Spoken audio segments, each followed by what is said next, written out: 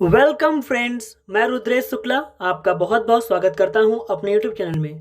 आज की इस वीडियो में हम बात करेंगे about main features of ancient Indian political thought. जैसे कि अगर आपने मॉडर्न इंडियन पॉलिटिकल थॉट पढ़ा होगा, उसमें आपने Mahatma Gandhi, Aurobindo Ghosh, B R Ambedkar, Nehru, all thinkers को पढ़ा होगा। ऐसे ही एंशिएंट इंडियन पॉलिटिकल थॉट भी है जिसमें आप Manu, Kautilya, Jain and Buddhist political thought, Mahabharata के political ideas and all things को पढ़ते हैं। आज हम बात करेंगे about main features of ancient Indian political thought. Without wasting your time, let's start the video. देखो, जो पहला पॉइंट है वो है emergence of concept of territory. अगर आप आज के मॉडर्न टाइम्स में अगर आप देखेंगे कि एक स्टेट के लिए जो 4 चीज़ें हैं वो ज़रूरी हैं, उसमें से एक है territory. But ancient Indian political thought में भी टेरिटरी का जो कॉन्सेप्ट है वो इमर्ज हो गया था। जो किंग्स होते थे वो अपनी टेरिटरी को बहुत इंपॉर्टेंस देते थे, वो दूसरे के टेरिटरी को भी कॉन्कर करने की कोशिश करते थे। इवन जो कौटिल्य हैं उन्होंने भी टेरिटरी को, जनपदा को अपने 7 फीचर्स, 7 एलिमेंट्स ऑफ स्टेट यानी कि सप्तांग थ्योरी में भी उसको इंक्लूड किया है। जो कॉन्सेप्ट है टेरिटरी का, ये बहुत ही इंपॉर्टेंट था एंशिएंट इंडिया में और ये कॉन्सेप्ट इमर्ज हो गया था। जो सेकेंड है मेन फीचर्स में वो है origin of state and kingship. ये जो किंग है और जो स्टेट का ओरिजिन है, ये एंशिएंट इंडिया में इसके ऊपर थ्योरीज वगैरह आ गई थी। ऑलमोस्ट ऑल्थो उतने डिटेल्ड नहीं आई थी जैसे कि वेस्टर्न थिंकर्स ने लाई, बट फिर भी एटलीस्ट एंशिएंट इंडिया में किंगशिप का ओरिजिन हो गया था, स्टेट का जो है ओरिजिन हो गया था।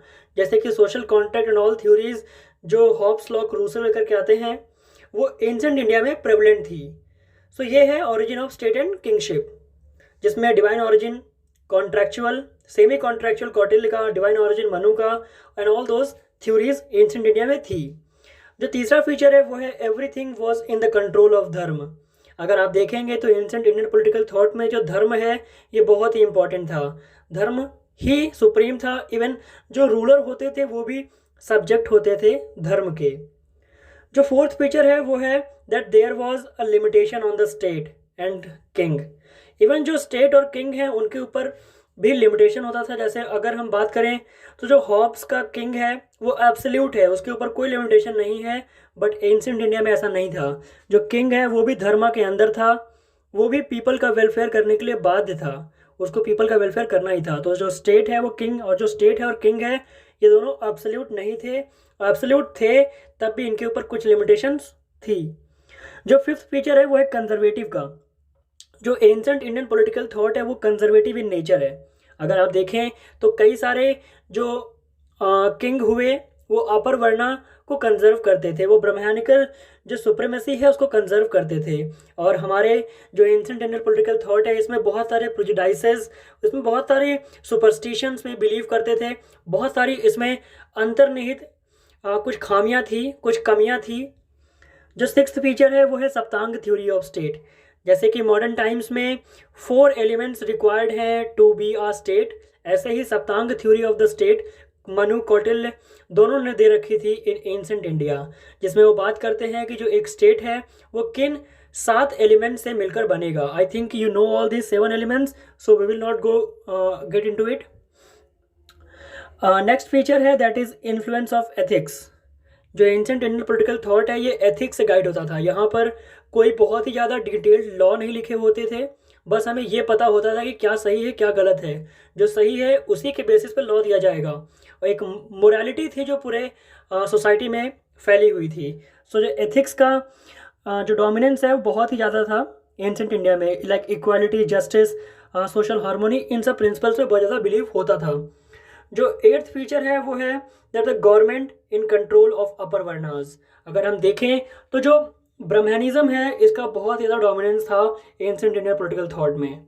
आज जितने भी किंग थे वो पैट्रोनेज, वो कई सारे लैंड प्रोवाइड करते थे टू द ब्राह्मण्स, और जो ब्राह्मण्स और प्रीस्ट थे ये टेम्पल्स ऑल को कंट्रोल करते थे, जिनका बहुत ही एक इम्पॉर्टेंट रोल होता था in the society as well as in the functioning of the state. ये कई बार सजेस्ट करते थे दैट किंग को क्या करना चाहिए।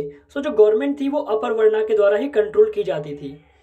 और अगर आप देखें कि जो जैनिज्म और बुद्धिज्म रिलीजन है और ये इनके पॉलिटिकल थॉट हैं वो इमर्ज ही इसीलिए हुए कि वो ब्राह्मणिज्म को अपोज कर सकें।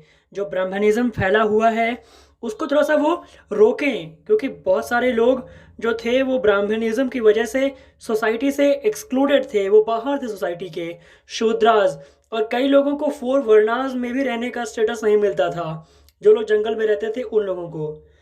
अगला जो नाइन्थ फीचर है of ancient Indian political thought वो है synthesis of politics and religion.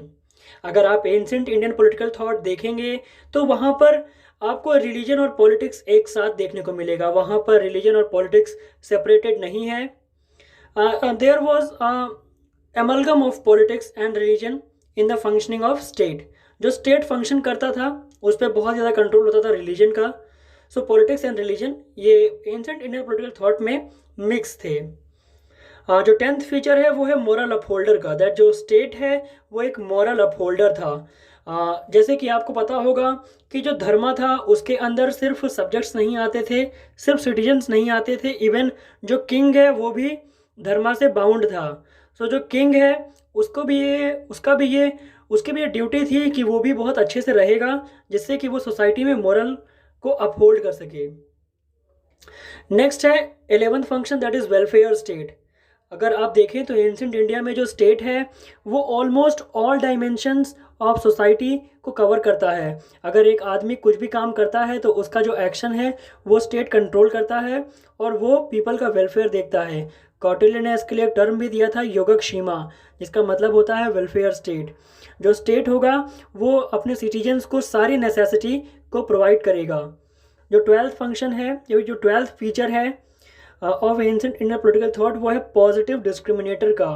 अगर आप देखें तो जैसे कि हम बात करते हैं मॉडर्न टाइम्स में रिजर्वेशन वगैरह की, although ancient Indian political thought में रिजर्वेशन नहीं था, बट फिर भी जो किंग है वो ज़्यादा एम्फेसाइज करते थे, वो ज़्यादा हेल्प करते थे ओल्ड वुमेन्स और चिल्ड्रन लोगों की। जिससे कि ये देखिए, ओल्ड को, जो लोग ओल्ड हैं उनकी हेल्प करते थे, वुमेन्स की, चिल्ड्रंस की, और जो लोग पुअर हैं, गरीब हैं, उनकी भी, और जो संत हैं उनकी भी हेल्प, उनको भी सिक्योरिटी प्रोवाइड करता था स्टेट। जो 13th है फंक्शन, जो 13th फीचर है of ancient Indian political thought वो है that king and state was synonymous. अगर आप देखें तो जो मनु का और जो कौटिल्य का ऑरिजिन ऑफ स्टेट है वो ऑरिजिन ऑफ किंगशिप भी है। वहाँ पर स्टेट ही किंग था और किंग ही स्टेट था। जो किंग और स्टेट हैं वो दोनों सिनोनिमस यूज होते थे वर्ड। जो 14th फीचर है of ancient Indian political thought वो है that monarchical form of government ही प्रेवलेंट थी ज़्यादा। अगर आप देखें तो रिपब्लिक्स और संघ जो होते हैं ये बहुत ही कम थे। ऑलमोस्ट जितने भी वहाँ पर स्टेट थे, जितने भी वहाँ पर राज्य थे, उन सब में मोनार्चियल फॉर्म ऑफ गवर्नमेंट ही थी। और इवन कौटिल्य, मनु, महाभारत, जैनिज्म और बुद्धिज्म, इन सब में से मोस्टली लोगों ने मोनार्चियल फॉर्म ऑफ गवर्नमेंट को ही प्रेफरेंस दी है। सो अगर आप बात करें एंशिएंट इंडियन पॉलिटिकल थॉट की तो वहाँ पर मोनार्चियल फॉर्म ऑफ गवर्नमेंट ही सबसे ज़्यादा है। सो फ्रेंड्स, ये थे main important 14 features of ancient Indian political thought. मैं उम्मीद करता हूँ कि आपको वीडियो पसंद आई होगी। अगर पसंद आई है तो आप चैनल को सब्सक्राइब कर सकते हैं, जिससे कि ऐसी ही और भी वीडियोज़ आप मिस ना करें। Thank you for watching, see you in the next video.